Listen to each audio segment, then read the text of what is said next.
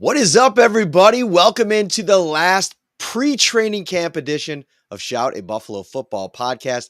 Ryan Talbot in the house. I am Matt Parrino, and we have a fun little final episode, if you will. There's some Bills news today. Couple items of Bills news that we'll get into over the course of the show. We'll give our final thoughts on the Bills heading into this very exciting training camp. Hard Knocks going to be on the ground there in Pittsburgh at St. John Fisher University. Ryan Talbot, how are you, my friend? I'm doing great. I'm excited for camp to begin tomorrow. The first few days aren't in pads, but close to real football is coming back and a lot to report about. So that little, I don't want to call this like a dead period, but it is. It's a little bit of a period here where things drag. I'm excited for some real football talk starting tomorrow. Yeah, and it's going to be exciting to really dive into some of these position battles, some of the fringe roster guys that I think could make a little bit of a push to make the roster. Don't forget about the daily updates from Bills training camp. You can't be there. Don't worry. We'll be there, and we got you covered. Text 716-528-6727 or go to joinsubtext.com right now /shoutbuffalobills. Put in your phone number. You get a 2-week free trial. No better time of the year to get those 2 free weeks than right now because you're going to get daily updates. You're going to get so probably tired of the text updates, Ryan, by the end of training camp. You're going to be like, well, maybe I'm out of here because these guys text me too much. We're going to get after it over the next couple of weeks on the Insider Text line, and we're starting it off tonight with an insider exclusive Q&A happy hour over Zoom with all of our insiders. We're really excited about it. Yeah, pumped up for that. Always great when we can hang out with the insiders, have a Zoom, answer their questions. I see Pete here saying he's hoping to pop in tonight to the Zoom. So looking forward to seeing you there, Pete. It's always a great time. And we have plenty to talk about on the eve of training camp. And like you said, the updates are going to be firing off. We'll be sending videos to the insiders, sharing our thoughts as practice is going live, and then a ton after practice as well. Shout is brought to you by Amtrak. Amtrak's Empire Service offers frequent departures daily from Niagara Falls, Buffalo, all the way to New York City. Their stops in Rochester, Syracuse, Utica, Schenectady, Poughkeepsie, Rhine Cliff, and much more. So many benefits of taking Amtrak. Comfort, no middle seats, plenty of legroom, ease of travel, free Wi-Fi, no baggage fees, lots of discount offers too. Ride Amtrak for an experience, a fun and relaxing way to get to your destination. All right. Jake Camarda is not going to get to his destination of training camp, Ryan, because the Bills released the punter. They signed him to a futures deal a couple of months ago after last season ended. And the thought was going to be he would be very much in the mix for the punter competition once we got to training camp. The Bills later added Brad Robbins, a veteran, played in 2023 for the Cincinnati Bengals, only going into his third season, missed all of last year with an oblique injury. He now remains as the only punter left on the roster, and what we think is his job to lose. Now, I will say before I get your thoughts on this, just because we sit here today with one punter on the roster doesn't mean that I expect it to just be Robbins' job and there's no competition. The Bills could add a punter at any point over the next couple of weeks as they move through training camp and the preseason. They signed Sam Martin in 2022, obviously extenuating circumstances around the Matt Araiza situation, but they signed him on August 31st after the Denver Broncos made final cut. So this isn't over. Like Brad Robbins is the punter as of now, but I still think even without somebody on the roster, there will be a competition, and he's going to have to earn it. Yeah, you're echoing my thoughts. This is not just going to be handed to Robbins, despite him being the only punter on the roster as we enter training camp. Someone's going to come in at some point. There's going to be cuts at the end of training camp and preseason where the Bills might say, hey, we think this person really fits what we're looking for. Could have a tie to Buffalo's new special teams coordinator, whoever it may be. You obviously worry a little bit about the holding when it comes to Tyler Bass, but it's not like Robbins has a ton of experience doing that. So I think between now and week one, there's still a lot of room for maneuverability for the Bills when it comes to this punter position. And that's not saying Robbins can't win this job. He was better in the spring, according to a lot of the people that were in the building watching the few kicks that we saw, but he's going to have to earn it, as you mentioned. This is not just a closed, they're not closing the book on the punter job right now. Ryan, we're going to get into the rest of the Bills roster moves today, but we can't go any further. I'm catching some serious flack for the fact that we have not mentioned the Bills are going to have a different helmet in Week 18 this season. I mean, this has been like years in the making. I remember Sal Capaccio talking to former executive for the Bills, Ron Rakuya, back in 2022 about why the Bills weren't bringing back the red helmet at any point. I mean, Josh Allen kind of teased it, right? Back at the red and blue scrimmage a couple years ago. Then he did blue, then he did black. And now that they're going to be in the red, people are wondering, like, what's he going to tease this year? But the Bills will be in the red helmet. Pete Welly, COO of the Bills, announced it kind of with a teaser this morning. What are your initial thoughts on this? This has felt like years in the making, a home run. I mean, Bills fans from that generation that watched the 90s team, it elicits so many memories from those days. To just run it back and see Josh Allen in that and some of these other modern Bills, I think is a no-brainer. Yeah, it was a slam dunk. It was an easy choice for the Bills to make in their final season at Highmark Stadium. Obviously, there was a lot of reporting about an unveiling of a new helmet on this day, and then some back and forth. No, it's not going to be red. Yes, it is. And sure enough, the Bills teased it with Pete, and in terms of his bedroom there at training camp, and you saw the helmet in his duffel bag. So you had a good idea that it was most likely going to be announced today, and sure enough, it was. So I'm excited about it. As you mentioned, I mean, those were the helmets that the Bills wore when I was growing up watching this team. They started wearing them in '87. I came along in the mid '80s, so that's all I could remember up until 2011 when they made the change. So yeah, I'm excited about it. I know there's a lot of fans saying, well, I wish it was for more than one game.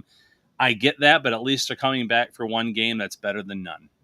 And I think that there's build up to it, that it's in Week 18. It's the final regular season game. I believe is Week 18 a home game? Yes, I'm actually checking that. Jets. So obviously makes a lot of sense, right? Like have the final game, send it off in true 90s, the golden era of the Bills. Send it out in style. I'm sure all the 90s Bills will be in attendance. They'll probably do something super cool with that before kickoff. A lot of emotions. I mean, that's one thing. Like Matt Beauvais, our good buddy over at Channel 7, he's done a series of shows on the new stadium, kind of saying goodbye to the old stadium. And I don't think I even, it's so long been in the making for this new stadium, and the excitement is built that it's almost like I haven't really thought about how much emotions there will be this year as we go through this like goodbye tour in what I still like to think of as Rich Stadium. Yeah, it's going to be very emotional. And again, that's the final regular season game. Based on the way the Bills have played the last however many years, you would like to think that there's going to be a home playoff game after that, maybe two if they get the bye, and maybe three if they have to play all the way through. But that's still going to mean a lot in that final regular season game. Just like the only preseason game this year at Highmark. So I know preseason doesn't mean much to many, but this whole final year, the farewell to Highmark, to Rich Stadium, to the Ralph, whatever you want to call it, it means a lot to a lot of fans. There's a lot of sentimental fans in this fan base. There are a lot that are already talking about how can they get their seat or a seat from this stadium when it is done and over with this season. So, even the red helmets mean a lot to this fan base. The Bills made a couple of other moves. We mentioned that they released Jake Camarda. They did so while also releasing wide receiver Kelly Akiari, which was the UDFA out of Mississippi State, who, Ryan, we talked about it during the spring. Every practice that I went out to, I think I kind of mentioned to you either on the podcast and the insider chat line, it looked like he was struggling. Like he wasn't ready for the moment, right? It's like some drops, some just you wanted more during the individual periods when he competed in the team drills, wasn't able to really stand out. And listen, they're going to funnel. This is a winning organization. This is a Super Bowl contending organization. They're going to funnel in players to push those fringe roster spots because that's what good teams do. And I felt like this was always going to be the ultimate outcome. They go out and they bring in David White Jr. He's a wide receiver, UDFA, that signed with Jacksonville last year. He went to Western Carolina. He was injured all last season, so he's getting back into the NFL. And then they go out and they bring in a tight end in Matt Sokol. This is his 9th NFL spot, most recently with the Pittsburgh Steelers in camp. He played a game for the New England Patriots in recent years. He was a UDFA, I believe, in 2019. So for the most part, camp bodies, but they will funnel guys out and they'll work guys out and they'll take a look at it and they'll see how it goes. Yeah, and there were 2 other players I believe the Bills worked out or gave a tryout to yesterday. Part of this too is just evaluating in case an injury pops up at camp. They can go back and then maybe sign one of those players. And I know it was 3 tight ends, 1 wide receiver. They signed another tight end here, but there'll be workouts throughout camp where the Bills are evaluating players for in season, for training camp, the preseason. It never ends. And when it comes to David White Jr., the Bills did do some homework on him last year when he was in the draft. They talked to him and met with him a few times, showed some interest. He went undrafted though, went to Jacksonville. And then he tore his ACL in June, so he's a little over a year removed from that. But there is some intrigue in terms of his size, speed combination, the route running, and what he can do. But he's still a very raw prospect. But it doesn't hurt to kick the tires on a player like that at this point, knowing full well they're buried on this depth chart. But it's an evaluation technique, and they'll get their reps, they'll get their opportunities, just like a lot of other young players do at training camp. And when it comes to the tight end, I felt like the Bills had a pretty solid or full tight end room, but they wanted to add another one into the mix for reps, maybe keeping, Dawson Knox fresh, not having to overwork him, or Kincaid. Who knows how they're going to maneuver this, but they wanted a tight end for some reason, and they added one to this roster. David Trulizio over there, always calling me on my BS. I titled the episode Bills End Punter Competition, and I said, "Oh, don't worry, it's not over yet." In the first few minutes, it's I should have reworded it. It's over for now, right? Like Brad Robbins is the only quarterback or punter on the roster, so right now it's his job to lose. But I just know how the Bills operate. Like if we get 2 weeks into training camp, right, and they don't like what they've seen from Brad Robbins now that they've kind of handed him the job before camp. And this is a guy that was a 6th-round draft pick. I know that a lot was made about Camarda being a 4th-round pick for the Buccaneers. He didn't play well last year. No, so if you go back to Robbins' rookie season, oh my God, the cats, dude! You're killing me with the cats out there in Olin and Talbot. Killing me. Just absolutely brutal. Like Just every episode. I know. Is it Shadow? I can't remember the name. No, Midnight. Shadow. Whenever I'm doing a podcast lately, he's up here. Drives me nuts. He's always crawling around you and crawling all over you. Brutal, dude. I know. Maybe you need a cat next. David also calling you out on that. Beth says cats are fun. So, I mean, I guess that's part of the charm of the There's show. Something. But, I think Robbins, the other piece of this too is like they signed Camarda before they hired Chris Tabor to be the new special teams coordinator. And if you have these 2 guys on the roster, you get an entire spring with both of them. Tabor's able to kind of take a look at both of them. They both kicked in the NFL. None of them are coming into the league without doing it before. And I think it's just one of those situations where maybe Tabor is comfortable with Robbins. He's liked what he's seen, and he wants to maybe build that rapport between Tyler Bass and Robbins, and he's comfortable from a punting perspective with what Brad Robbins brings. Yeah, and that's just it right now. This was somewhat of a competition in the spring. They saw enough out of Robbins to say we're going to start camp with him, but they're always going to be looking. Like I just mentioned earlier, every position there'll be some tryouts, or most positions there'll be tryouts throughout this summer, and it would not surprise me at all if on the transaction wire during that first week or 2 of training camp that we see some punters were brought in for a tryout or a workout on an off day. It's what the Bills do. It's what every team does. I mean, you went through that transaction list yesterday. There were teams trying out 5 receivers and different, defensive ends for other teams in Dallas, for instance. So it's just what good teams do. You're evaluating, you're looking to upgrade your roster. You're looking to see what's potentially out there if something were to pop up during the summer. What's the title say now, Dave? Dave, you there? What's the title say now, buddy? Yeah, I changed it. Pulled a fast one on you. How do you like those apples, huh? Now it all fits together. The magic of technology. Boom. No, we're just getting into it.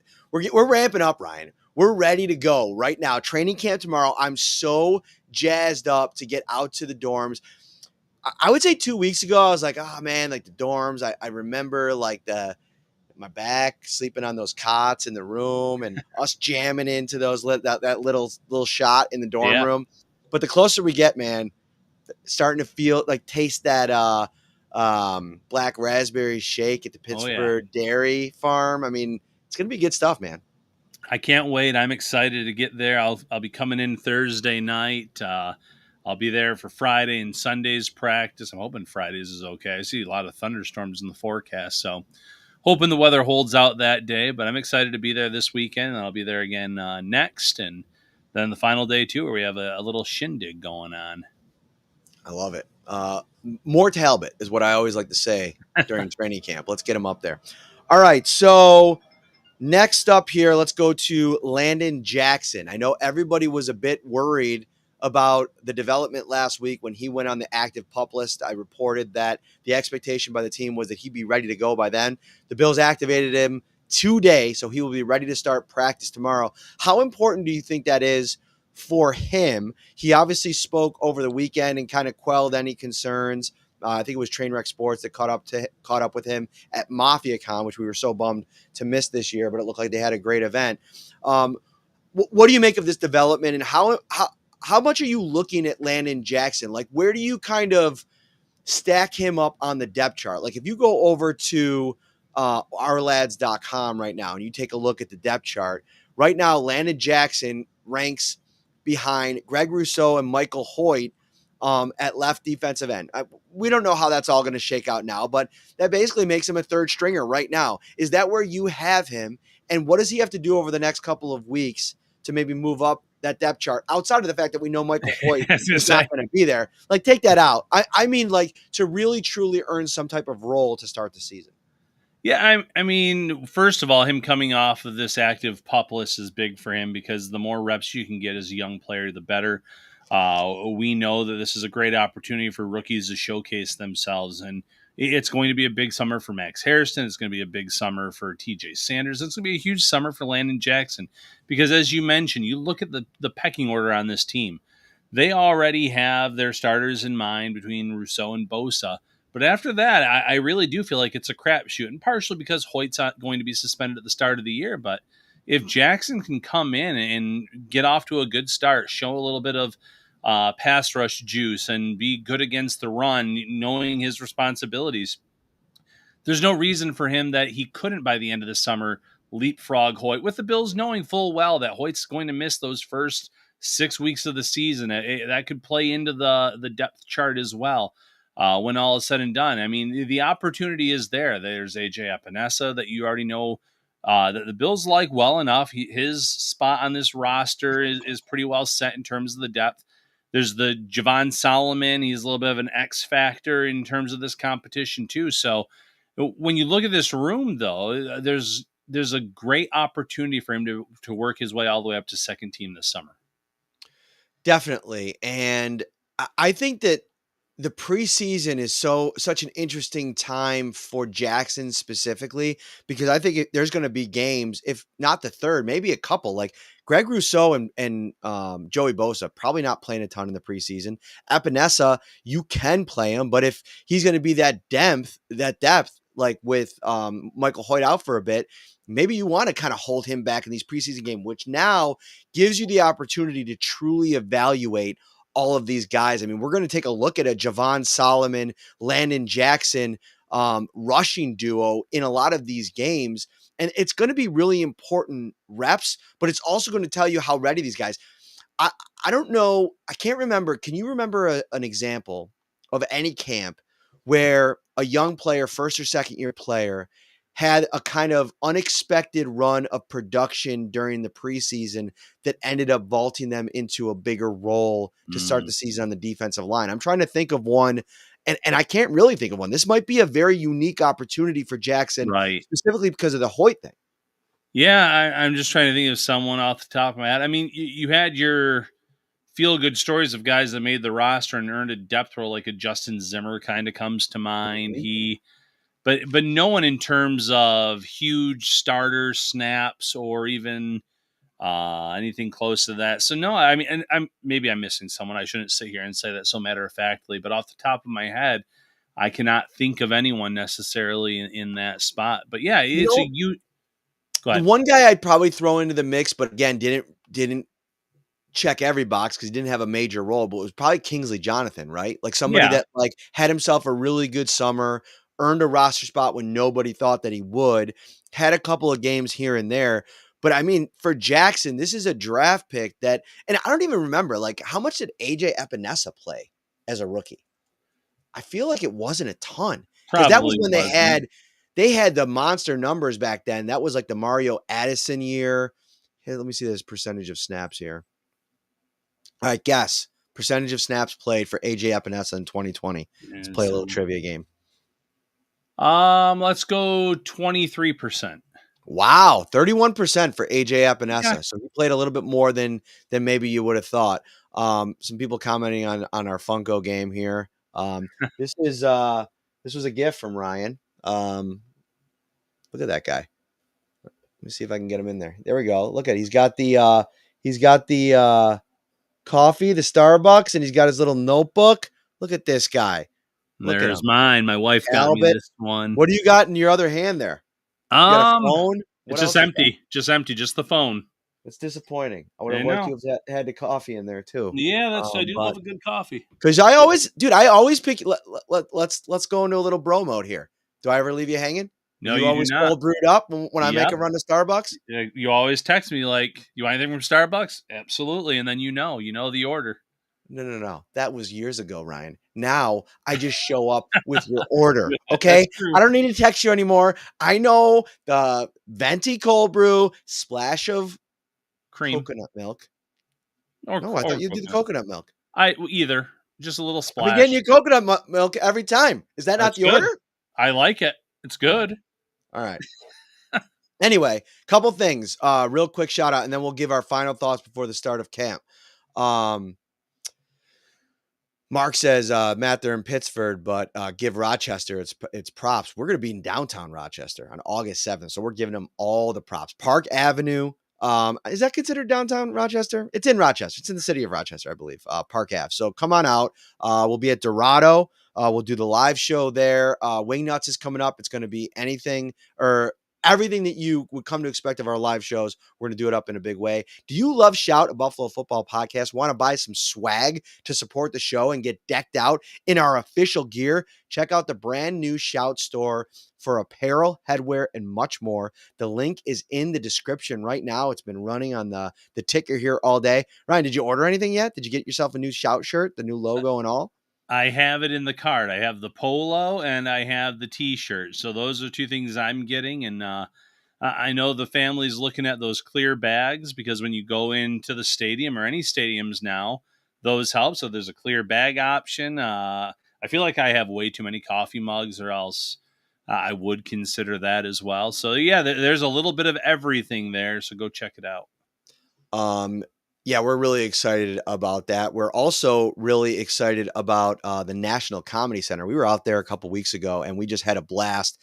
Jamestown, New York. The National Comedy Center is the perfect day trip or weekend trip for the entire family. One of the most interactive museums in the country.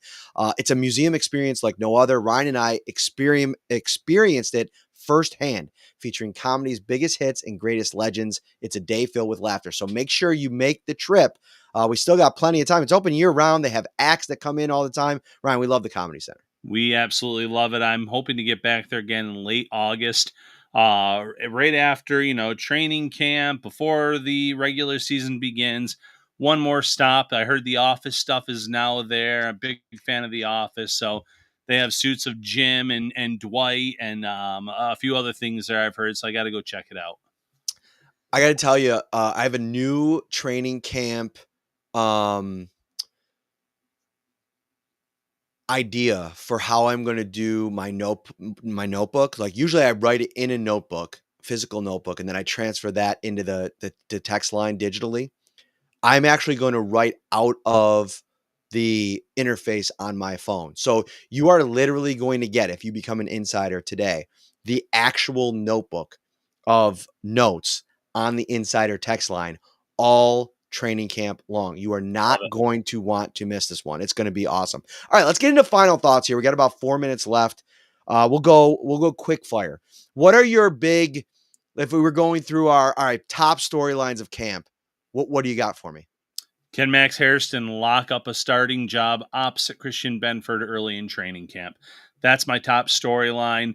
Sean McDermott, he's gone on record saying, no, I don't just hand jobs to rookies. They have to earn it. But he's also not against the idea. The Bills drafted Hairston in the first round of this year's draft. They only brought in familiar faces that know this defense and Trey White and Dane Jackson. I think the opportunity for Hairston is huge here early in camp to maybe lock up that starting job. I think one of the top storylines is obviously James Cook, but I want to take a different spin on it. I don't necessarily think it's going to be about does he show up? Reportedly he is, and like how much will he hold in? I don't really think that's going to occur.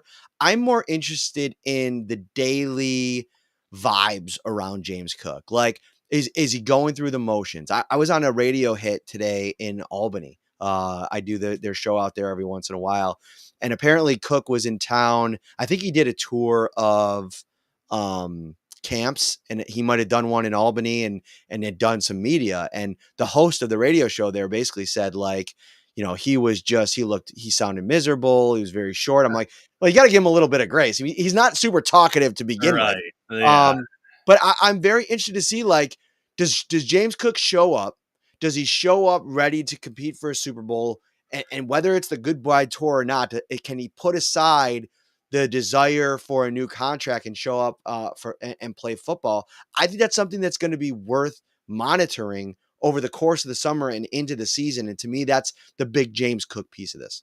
And I love that. And you know what? Maybe if there is a silver lining of Hard Knocks being in Buffalo, or St. John Fish University to cover the Buffalo, it might be James Cook. Hey, I'm going to put my best foot forward, and I'm going to look good on this show because we're in this contract talk. I'm going to go out there and be a leader, not look like a leader. He's going to not just act out the part, be a leader. I'm going to put my best foot forward, and in case something doesn't happen with Buffalo, there's going to be all this footage of me just kind of pushing through and not going the route of other players. And we've talked about this before. He's not a player that can necessarily hold out because of being on a rookie contract and needing to get that accrued season. But we've seen how sometimes there's hold-ins where players come, they don't do much or anything at all. Or you have the Trey Hendrickson case where I think I'm definitely on Hendrickson's side in this in terms of the whole long negotiation. He just said, I'm not going. I'm on my way to Florida. He posted that today on social media until this gets figured out. Cook can come, put his best foot forward, be a leader. And then if it doesn't work out in Buffalo, there's going to be a lot of teams that watch this program because I don't care what anyone says. Every team is going to watch this for evaluation purposes for a lot of different reasons. And that can help him get a payday elsewhere, if not Buffalo, going forward. The other, it's not so much a training camp storyline, but it is a summer before the season starts storyline. And that is, do the Bills pull the trigger on a big trade? Like we've talked about Trey Hendrickson a lot. And, over the course of the offseason, you bring them up there. They're not any closer to a deal. They're really stuck on some of this stuff. There's a path to it. I saw Greg Tomset from Cover One. Shout out to those guys. Him and Aaron Quinn do a great job over there. Put out a little bit of a scenario of what the Bills would have to do money-wise to fit the contract. And you can always figure it out, right? Like you'd always figure out a way to get something done to maybe go all in. And I think the Bills have a really good roster. Jeremy Fowler put out a series of stories, and one of them was how executives around the league ranked rosters around the NFL. And the Bills, I think, came in fourth behind the Ravens and the Lions and the Eagles. And I think that's about where they'd fall in. I think a move for a Hendrickson potentially vaults them up a spot or two, maybe all the way to the top, depending on how much you think a difference maker he can be. And to me, that's one other storyline. Like, I agree with Brandon Beane's premise that you're never one player away. But when you have this top tier, top 5 quality roster to add a potential all-pro difference maker where you've fallen short every single year rushing the quarterback. I think you have to consider that and let the chips fall where they may if you can make the deal happen. Yeah, listen, the Bills, there's maneuvers that they can make. One of my favorite shows is called Arrested Development, and there's a saying, there's always money in the banana stand. There, you can always find money. There's always a way to do so. And when it comes to the Bills, I agree. They're not just one player away, but in the back of their mind, they watched that Super Bowl and they saw the way that the Eagles D-line wreaked havoc all day long. And I think in their mind, Bosa, if healthy, can help provide something in that area. And a lot of these young players that they drafted, TJ Sanders coming in and providing depth on that defensive tackle position, Ed Oliver maybe having more help in the middle on the outside can kind of unlock him again. Some young players. But if you want to go over the top, if you really want to create as much talent as possible off the edge, a Hendrickson would be a home run. Do I think it's going to happen? No, but Brandon Beane will always call. I'm sure he called a few months ago when all this started with Hendrickson, just as most teams did at that point. And that doesn't mean he's not going to revisit it again. Not anticipating it, but you never know. He's always out there looking to swing the bat.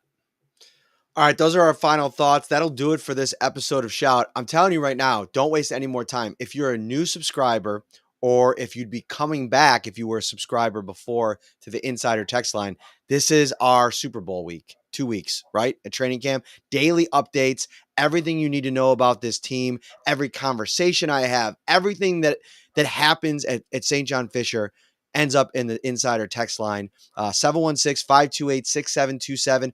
Join now, whether you're rejoining or starting your 2-week free trial, because we're doing a Insider Zoom happy hour tonight, 7 to 8 o'clock. Get in on that. And then you'll get daily updates from training camp practice. Join subtext.com/shout Buffalo Bills. Ryan, we're here. We've made it. We survived. We're ready for camp. I'm excited for the Zoom tonight first, but starting tomorrow, daily observation podcasts. Don't miss out. And those of you that are already insiders, your phones are going to be lighting up tomorrow. So just like I don't know. I guess I can't compare it to anything, but just when you get flooded with text, it's starting tomorrow. All right. For Ryan, I'm Matt. We'll see you tomorrow. Enjoy your last night of football-free life because we're back tomorrow, baby.